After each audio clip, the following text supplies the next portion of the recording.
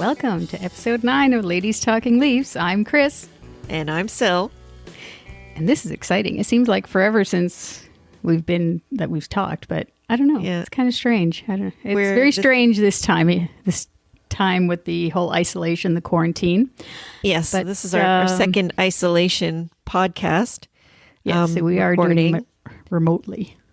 It is odd. It feels like time is just sort of standing still somehow. I don't know. It's like but at the same time, it's flying. I don't know. It's very, very strange time, like you said. Yeah. So first, we just want to start off thanking our healthcare workers and everything that they've been doing for us and they continue to do.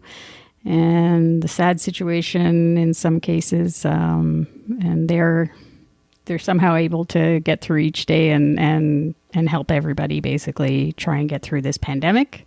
So we thank all of them. And I want to thank all the people too that are staying inside to, help limit the spread as well. And especially on a day like today, which was so beautiful. We're recording on Sunday, May 3rd.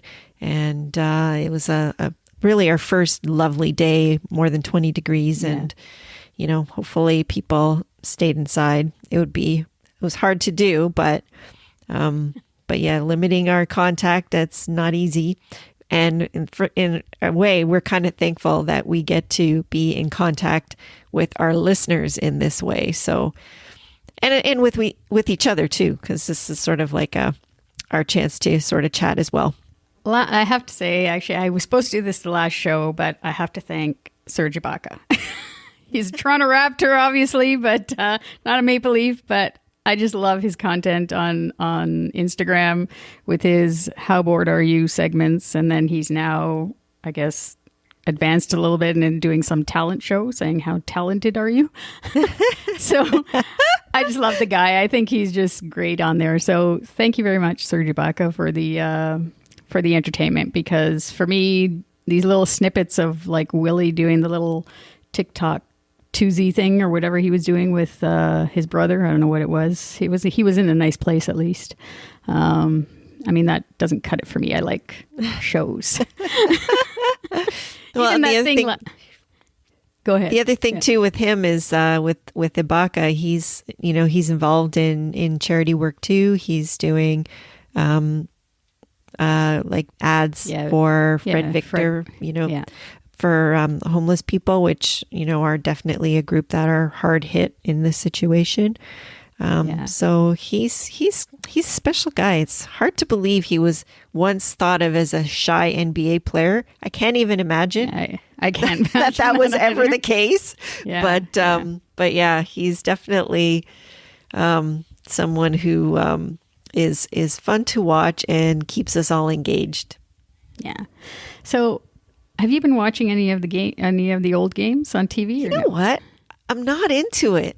No? I listen to a few on the radio, but for some reason, like I don't know, I'm kind of one of those people that is like, once I've done something once, that's it for me. I'm really not been interested in rewatching stuff. Yeah, I've watched a couple of them, like the Sens Leafs game, and I watched the Game 5 game of, which I totally forgot how Mike Foligno with that crazy goal celebration where he jumped out of the air and everything. And game 5, I watched that last night on the Saturday night. But no, the game that I loved, I watched on Friday night, I think. It was the Habs versus the Nordique. It was hilarious. They had a bench clearing brawl at the end of the second period. It was a playoff game. And then they had another one to start the third period. I love that. Just like old time hockey at its best sort of thing. So that was, and the goalies got into it. It was just great. Anyways, I watched that the other night. That was fun. And but anyhow, that's all I haven't really watched too much other than that. And just to get into now where we are with the league and I guess the state of the league at the moment, and the possibility as to whether or not we will have a Stanley Cup playoff on April 29th. So I guess on Friday or Thursday, I think. There's a possibility of the NHL said there is a possibility for team facilities to be open mid to late May. So the advice from the league was for players to consider whether they should plan to return to their club cities if they are elsewhere right now. So that's what they said. I mean, they'll have to, like, once the decision is made, they'll have to come back because they'll have to quarantine for 2 weeks, regardless. Yeah. And I think that's why they're kind of trying to maybe get people to do it sooner. Well, and the other thing is ideally, I would think that it would make the most sense for everyone to travel on the same day, because that way the quarantines will be the same. Do you know what I mean? Like there should be a small window of 1 or 2, maybe 3 days where they get their flights and they do their travel, because otherwise, if you have people coming in at all different times, then not everyone's going to be available at the same time. So that doesn't make any sense. Yeah. And then it would have to be by clearance from the governments too, from either where they're leaving from or where they're coming to, as far as whether that becomes deemed essential travel. Yeah. So, and the Prime Minister said this morning, like there was the question this morning about the NHL and whether or not I guess for players, whether or not they're going to be allowed across the border. And well, that's the thing.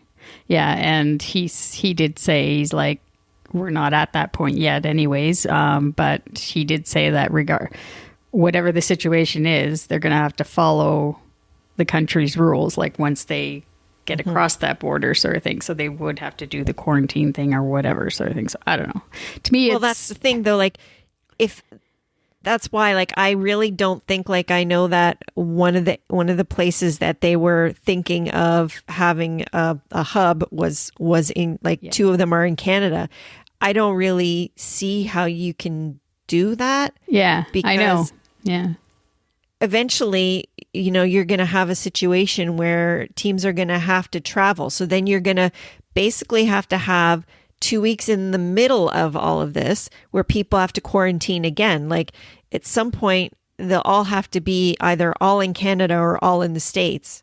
Yeah. Because they can't keep going back and forth. It's just not going to open up that way, I don't think. Yeah, it doesn't. I don't know. It's there's still a lot of work to do, obviously. But the latest possibilities for those hub cities, the 2 Canadian cities, one of them was Edmonton, and the other one, the Atlantic, it was by division as well, which I thought was interesting. Right. They kind of said. And the other one, they said Toronto, but it wasn't really 100%. I also thought Buffalo might be a good setup there. Yeah, Buffalo, I actually think Buffalo might not be bad because it's smaller. I think Toronto is just, the population is too great. Although the only thing I can think of for Toronto is that because MLSE has that Hotel Saint Germain, which is basically attached to the Scotiabank Arena, they could house everybody in that hotel. Basically. Yeah. So the other one, I guess they wouldn't have to go anywhere. They'd basically be at the rink the whole time. Yeah. And they also have like the Ford Center, like for the practice facility, and they also have the Rico Coliseum they have too, so for games. So and the other ones basically bus them back and forth. Yeah. The other cities in the States was a toss up between Minnesota and Dallas for the Central Division, and then Columbus or Pittsburgh for the and Pittsburgh has a really nice setup there. I know that with that I forget what it's called. It's the Mario Lemieux Center there. They have lots of ice pads there. It's it's just outside of Pittsburgh, but anyhow, there's a lot of things to be worked out there. Regardless, like the teams, however many teams they have, they'll have to be very close proximity to the rink because they're planning on doing triple headers every day, right? So three games each day. Plus then there has to be practice time. So that's going to be chaotic for the players. Yeah. But I guess that's why they get paid the big bucks. Yeah.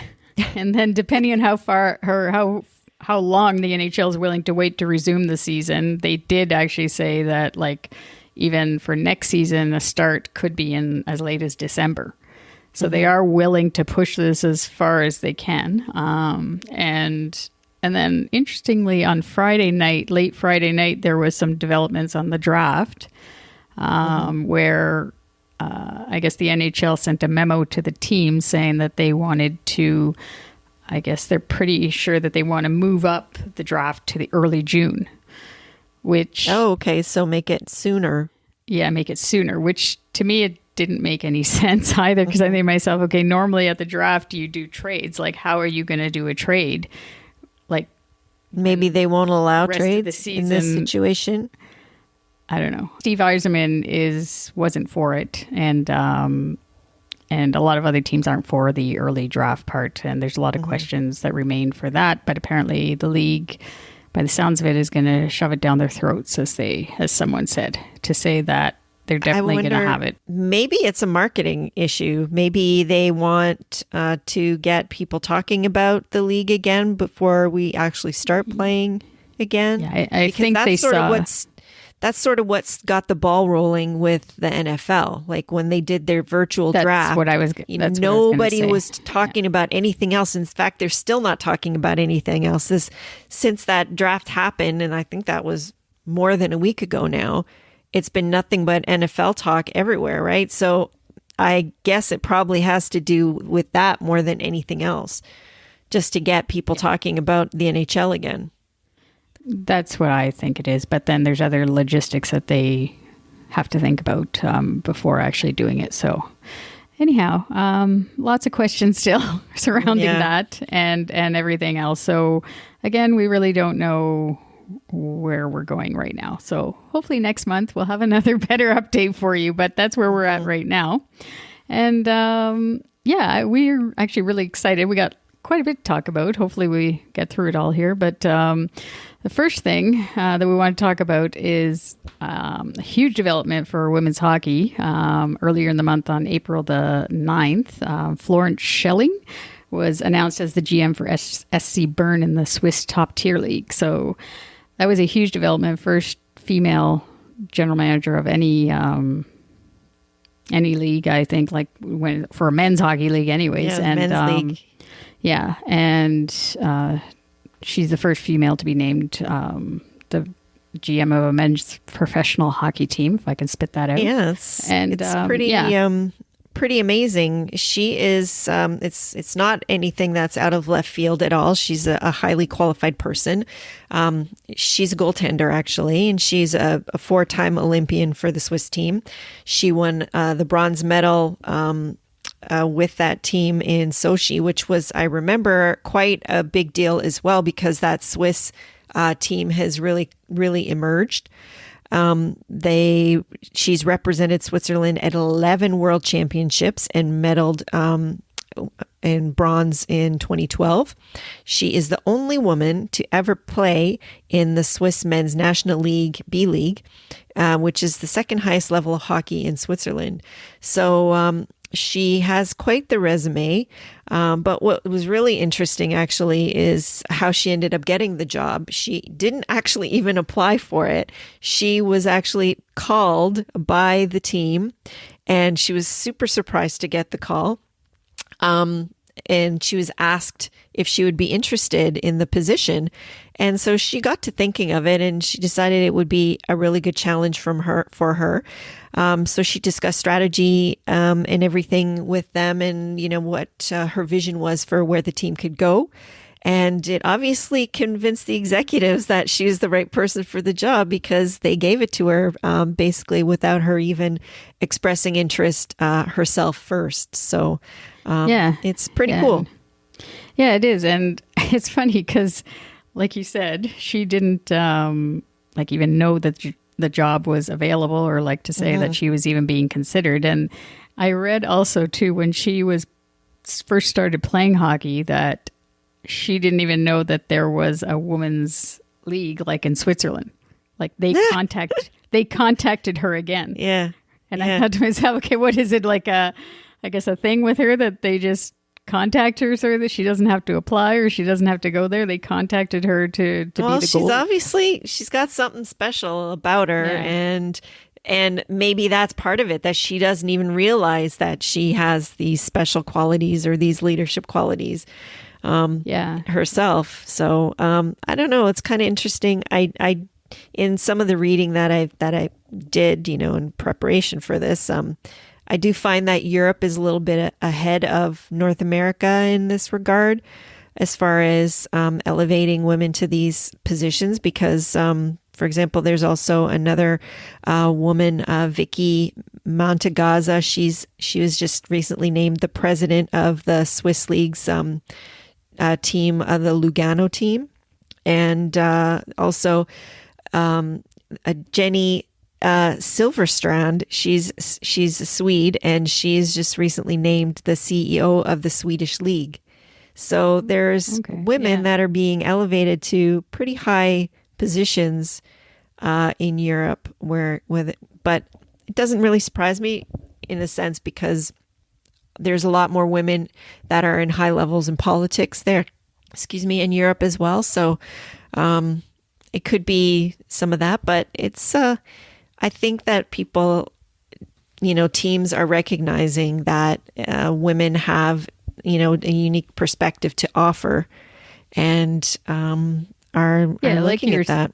Yeah, like you're saying. I mean, it's not, I guess, going back to men and the way you were saying that, like they're a bit ahead in Europe as to hiring women. But if you look at even here in North America, like there's no European head coach. Like nobody. Right. Hired, I know.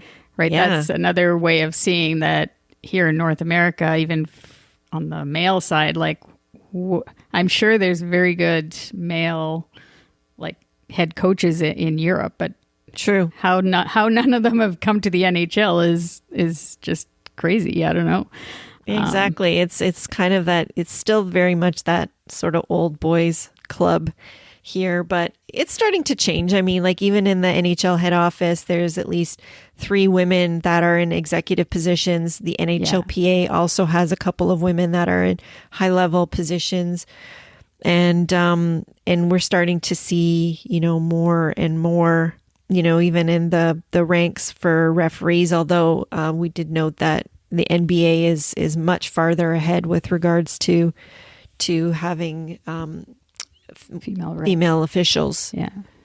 I don't see why it's taken this long on the referee side. I don't either. Especially like that doesn't make any sense to me. But yeah, no, they did have, I guess Katie Gay was the one of the 4 women to officiate in the NHL Rookie Tournament last year in September 2019. And she participated in that 3-on-3 tournament in the NHL All-Star Game with the female 3-on-3 women's event. So that was really cool. And the one thing I know a lot of people probably already know, like obviously Barb Underhill works for the Leafs as their skating coach. And it got me to thinking, like I was reading a little bit about her too and what she's been doing with our players and just like the techniques that she's teaching them, like from figure skating that would help a hockey player, like when it comes to like edge work and using different muscles so that they aren't wasting energy and stopping and starting, that sort of thing, right? And then I thought to myself, I don't even know how to skate. I thought the only time... Oh, yeah. I know what you're going to say. Yes. The only time I've ever skated was on the ice of Maple Leaf Gardens. And I made... Right. That was in 94. Yeah. Was it 94? Yeah. Yeah? Okay. Because I made the one round around the ice at Maple Leaf Gardens, and I pushed myself along the sides of the boards, like basically all the way around. So I made one circle, and that's my only time. And I'm thinking to myself, maybe that's just... I remember that. Remember sitting on the Zamboni? That was the highlight for me. That was your highlight, yes. Yeah. I know, the Zamboni. Yeah, so... I always wanted to drive the Zamboni. Yeah, so I was thinking to myself... Why aren't there any female Zamboni drivers? I haven't seen any women Zamboni drivers either. We need a female Zamboni driver. Yeah, forget about David Ayers, right? But he's had his 15 minutes of fame already. Yeah. But anyhow, I thought to myself, I should maybe get some tips from Barb Underhill for skating, right? Maybe I can learn how to skate properly. But yeah, so anyways, it's all coming together for women basically to be recognized, in different roles of professional hockey, where it's mostly male dominated. We got to move on to our Leafs talk. Yes. We actually do have some Leafs talk. But before we get into Leafs talk, I was mentioning to Syl, I have something to say about Brad Marchand, who's a total idiot. I don't understand this person. I think he's actually obsessed with us. Like, he thinks our team is obsessed with the Bruins, but I think he's actually, it's in his head too. Because a couple of weeks... But you know what? That's so funny because they've beaten us. Like, yeah, I know. So what is his deal? Anyways, go on. I don't know. Anyway, so a couple of weeks ago, he was doing one of these NHL media availability interviews. And they asked him, if the playoffs were to start in the summer, how would the Bruins do? He's like, I don't know, but I would be worried about having to face the Leafs. Out of all that, I'm thinking to myself, I know. I was like, he was actually, I mean, he got me to react. I'm thinking to myself, what an asshole, right? But then it actually didn't blow up at all, because normally Leaf fans would be like, or the media would say, haha, like he's being whatever. Facetious. Like, facetious or whatever. That's a nice way of putting it, actually. His usual thing. But I'm thinking to myself, like, we're almost 2 months, or at that point, I guess it was like 6-7 weeks into the quarantine. I'm thinking to myself, you're thinking about the Leafs? I'm like, oh my, I don't know. I just think that I really don't think so. Yeah. No, I think he's just doing it just to, he thought he would troll. get a bigger reaction. Yeah.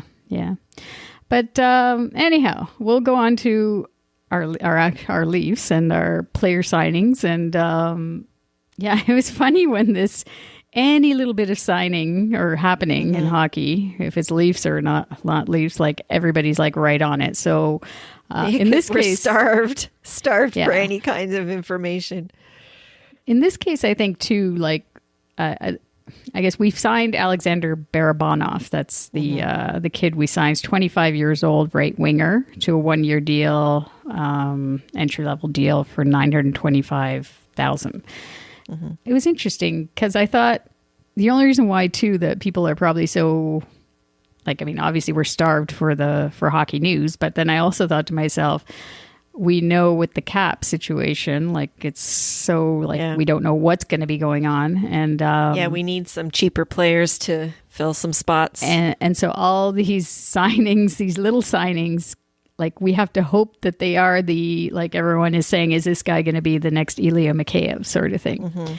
Right. And we don't even know. It remains to be seen if Ilya Mikheyev can continue to be Ilya Mikheyev. Right. Because who knows, even if he heals up, if his shot's going to be the same, or like there's still so much, that remains to be seen on that part too, because you never know. Yeah. Until he starts playing again. Yeah. And then we also signed, I guess, the defenseman, Noel Hoffenmeyer, which it's funny to be talking about these names that are like, you never heard of them before. But anyhow, we signed him. He's 21 years old. He was drafted by Arizona in 2017, but he never signed with them. So, now he's a free agent. Yeah. So there's him. And then there's Jeremy McKenna, who's a forward, and he was an overage OHL graduate who was undrafted, and he's a right winger who recently played in Moncton. So these two signings is kind of funny. There is more about, like they were saying, it's more about seeing potential in these two players because we don't have a lot of picks in the draft, right, for this year, right? So we're trying. I mean, it's. There may be a bit of a gamble, but it doesn't hurt. It's not going to hurt to check these guys out, right? And see. Yeah, so it's just basically, I guess they're trying to find other ways to fill the talent, basically to fill the cupboard with talent. So we'll see how it goes with these three players. Anyways, obviously that Barabanov, he was the most. Whatever the media was going on about him the most. He was quite a sought after player. There was at least 20 teams that were interested in him. So yeah. And then of course we have to get into the, I guess with those signings too, you have to think of the players that you have currently on the roster, which and their contract negotiations. Like obviously with Hyman, I don't think we've mentioned it before, with Hyman and Freddie both going into the final years of their contracts next season. And then also Rasmus Sandin and Mikheyev are both RFAs next season, which means they still haven't, we've still got RFAs this season, like for example Dermott, and we haven't heard anything about that going forward, but he's still somebody that they'd have to sign this summer. So Sandin and Mikheyev, basically it's a similar situation as Marner, what he went through last year. Obviously they're not going to be getting the same money as what Marner did, but I don't think it's going to be the same sort of situation with those two. But when it comes to RFA status, that he was an RFA, right? It's the same thing. So I don't know. But it's not the same kind of draft class, though, because part of the situation with Marner wasn't just him and his contract. It was all the other guys that had to fall into line after him. And so that's part of what made it special, is because that draft class also had a lot of really good players. So there's leverage and comparables and all of that. So that's part of what kind of messed things up there and created a lot of chaos. Actually, speaking of that, going back to Freddie Andersen, I was looking at that because I don't know, there's a lot of negativity in my mind, like to say that we actually need to change from Freddie Andersen. And I don't know who these people think we're going to change to. Like I was looking to see what's available. Like you got to look at the style of our team too. Not every goalie can play in. Well, we've seen that. Like look at all the people that have been run out of town on a rail as far as goaltenders go. So, and like they're going on saying like he is going to be 30 years old. That's fine, if he's not already. But I looked at the other. I guess because we'd need to get a number one goalie then. Like obviously you can't just like it's not going to be Jack Campbell that's going to be our number one guys goalie. That we have that are prospects, I think are still works in progress. Really, they're not ready, not even close. Young. Yeah, like goalies take a while. I don't see any of those guys being like a Binnington, stepping up and just all of a sudden lighting the league on fire. I suppose it could happen, but I don't see it as of yet. Yeah, and I just I don't understand. Like a lot of people or most people are saying like Robin Lehner is the guy to get. He's a UFA this year after this season. Right. I don't know that Robin Lehner could actually play behind like what we have as a defense, like our style of play, that he would I don't know. I mean, he did pretty well in Long Island. Mind you, they're much more defensive oriented club. Yes. Yeah. So he's the only guy. And then actually this year also there's Matt Murray is a UFA. He's only 26. Right. And then the other ones are Holtby. And they actually, Pittsburgh might be willing to give him up because they've got a young guy that's been doing pretty well. Yeah, the only thing is I can't remember his name. Starts with a J. Jerry. Tristan Jerry. Oh, right. That's it. Yeah. And then there's Braden Holtby, but he's also 30. Yeah, he's too old. So, I mean, when it comes like with him, like you may as well keep Freddie then. Yeah. Yeah. And then the only thing is that he's won a cup. So that's part of the pedigree there, I guess. But just because he won it then doesn't mean, I don't know. I've never really liked him as a goalie. Like he's not consistent enough for my liking. I mean, I kind of feel like at least with Freddie, you know what you're going to get every night. He gets his slumps. Like even with that, he's pretty consistent with his slumps too. So I just think with him too, he hasn't had all these other goalies that we've mentioned. I don't know about Leonard too much, but they've all had a quality backup. Freddie has never had one. Right. No, true. In all his time here.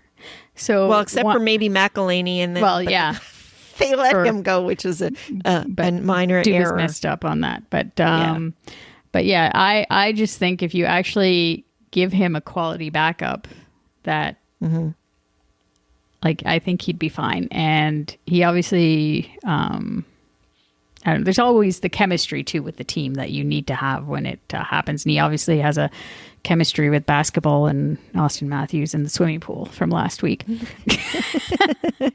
That was fun. But anyways, moving on to our next topic. It's actually Freddie is actually in here too for me a little bit. So we might not have we might have covered a lot of the discussion about him, but the Athletic had a Maple Leaf fan survey in April, which was quite interesting. I don't know if many of you, hopefully some of you listeners out there have subscribed to the Athletic, but maybe some of you don't. And James Mirtle basically did this fan survey, and there was 23 questions, and we're going to go through. I picked 2, Syl picked 2 to go through because we probably have 3 shows, I think, if we actually went through every question. But, so we're going to try to cover some between this month and maybe next month as well. So I'll basically give you my 2 questions. The first one that I had actually, and it does have to do with Freddie Andersen. It was, who's your favorite member of the current Leafs team? And I actually, funny enough, I have a Marner jersey. It's probably because it was on sale, though. That's probably why. Because my vote was Freddie Andersen. I don't know. He's grown on me. And now this bothers me, though, too, because every time I like a player, they get traded. So now I'm worried. Right? Like, this is your JVR jersey that you bought. Yes, yeah. And I had the thought in my mind when I got that jersey, too, that JVR jersey. Oh, did you see? Actually, he had a little girl. Oh, yeah? Yeah. That's Scarlet. Nice. Scarlet. Lots of NHL babies being born right now. So yeah. And I tweeted out, I said, welcome to Leafs Nation as well. Because the Flyers said, welcome to the Flyers family. And I said, you're welcome in Leafs Nation too. But anyhow, my vote was Freddie Andersen. I just like his calm, cool demeanor, and he just, I don't know. He's the overwhelming choice in the survey was AM34 with what a surprise 40%. And I have to say, I'm one of those people because that's who I picked also is Austin Matthews. Yeah. So I just do find him very exciting. Yeah. I was surprised that Zach Hyman got double the votes of Freddie. I don't know. Yeah, that is. Well, I don't know. Some of that could be recency bias because of when this survey was happening, the abrupt ending of the league, where each player was, because Freddie was kind of coming out of some struggles. Hyman has been sort of on fire. So part of it could be that kind of thing. It's that recent feeling that you had about the player. Yeah. Interesting in that regard, though, is that next to Austin, Morgan Riley was the second most popular, which is interesting because he was just coming back. He only played 1 game and he's missed a lot, but I guess people did really miss him a lot, enough to vote him second. Yeah. And then what was interesting too, all of this is very interesting actually. That's what it makes you think who was actually voting, like exactly. But Marner and Nylander were in a dead heat for 3rd spot as the 3rd favorite. So that's if you took that last year, let's just say when Nylander was in that contract, if they would have done this way. Survey last year, it would have been totally different. But that's exactly what I was just going to say, is that it's a tale of their 2 seasons. It sounds like a book, Tale of 2 Seasons, because Marner has not been quite as good this year as he was in previous, and Nylander has been excellent. So I think that they kind of cancel each other out. So in that regard. Yeah. My second question that I thought was interesting was, what percentage chance do you believe the Leafs have of winning the Stanley Cup in the next 5 years? So what did you say? So you had from 0 to 10, 0 being no chance, obviously, to 10 being like a lock. So I voted 7. I was actually pretty close. I was actually going to do 6. Really? I don't know why. Yes. Yeah. I said 8. Oh, did you? Okay. Yeah. So 7 So is I am obviously a little more optimistic than you are. Yeah. I just think 7 was the most popular at 20.8% of the vote. And a lot of people also voted at 8. It was 18.8% of the vote. Right. So both of us are in the majority, basically. And I don't know. I think with the defense is my issue, really. Well, of course. But 5 years is a long time in hockey lifetime. 5 years is a long time. That's why, if you're thinking next year, then I would say, okay, fine. But in 5 years, you can do a lot to change your team. A lot. So and still have this core. That's what you have to think. In 5 years, we'll still have this core, and you have the opportunity to make a lot of changes still. But can you keep this core? That's the thing. That's the whole, in order to improve on the defense the way it is, that's the big question, basically, to keep these 4 players at the salary, at the $40 million, at this half of the salary cap, whether or not you can actually build around them, keep them all. Well, you may have to let one of them go. To me, you have to. And then if that's the case, then I'd say I'd be more in the 8 category then. At least you can, because you'd get a quality, hopefully, defenseman. Well, but for example, what we were talking about earlier is that, some players are going to have to move out for some other younger players to come in. So if we're looking at, say, a guy like Nick Robertson, who lit the OHL on fire this year, right? Yeah. For him to come in, where is he going to play? I mean, that is going to, would he take potentially Nylander's spot, for example? Where is he going to play where he can have an impact? Because he's not going to make an impact on the 3rd or 4th line. He needs to be a 1st or 2nd line winger, he needs to play. He needs to play exactly in order to have any effect, to see him. So play. That's to me. That's why, in 5 years, there has to be movement, which means you can't be 100% in love with everybody on our roster any given year. But they'll have to make some sort of move for more D. I mean, obviously, there were some people that voted at 10 that it was a lock. I want to be in that cut. That's a fair amount of percent, man. There's 3% of people thought that. So we both want. I mean, deep down, we want obviously to happen, sort of thing, but we need to be a little bit realistic too. Okay, so what 2 questions did you pick? Okay, so the first question that I picked was question 12, which was, who is your favorite Maple Leafs player of all time?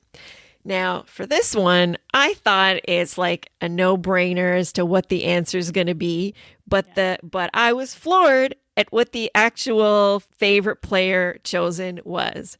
And by quite a large margin, it was Matt Sundin that was chosen as the favorite player of all time, which blew my mind because I'm not a big fan of him, especially as a captain. So my favorite player who I picked was Doug Gilmour, and he was 2nd place, but quite far behind at 15%. And then I think that your favorite player you already came in that. 3rd, who is Wendell, right? Yes. But then I thought about it, that this definitely says a lot more about who actually participated most greatly in this survey and the demographic that they come from.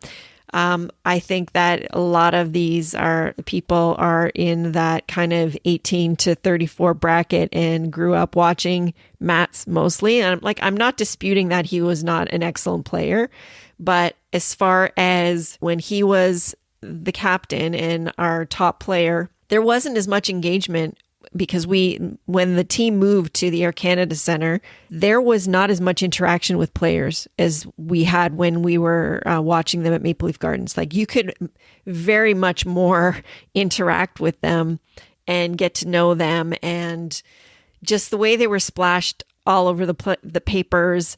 It's to me totally this survey question is speaks more to the demographic of who answered it than who the actual favorite player really would be, I think. Yeah. Yeah, I mean, there's no argument from me. Obviously, I'm not a fan of Matt Sundin either.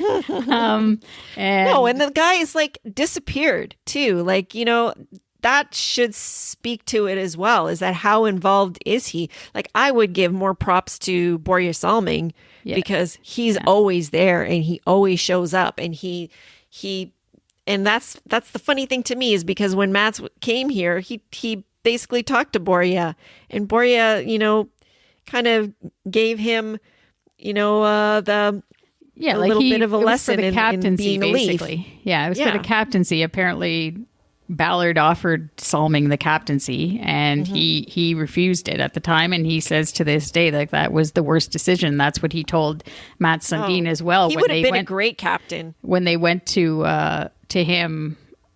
Like, to ask Mats to be a captain, like Mats went to Salming, and Salming said, yes, do it. Like, he's like, that's to be like, it's a total honor to be the captain of an original six storied franchise, and the way the fans are, and just everything about being a Toronto Maple Leaf, like, do it, sort of thing, right? So he did it, but it's not to say he wasn't a bad captain or anything like that. Like, it's just that, I don't know, there was just something to do with, also, it was always about finding someone to play with him.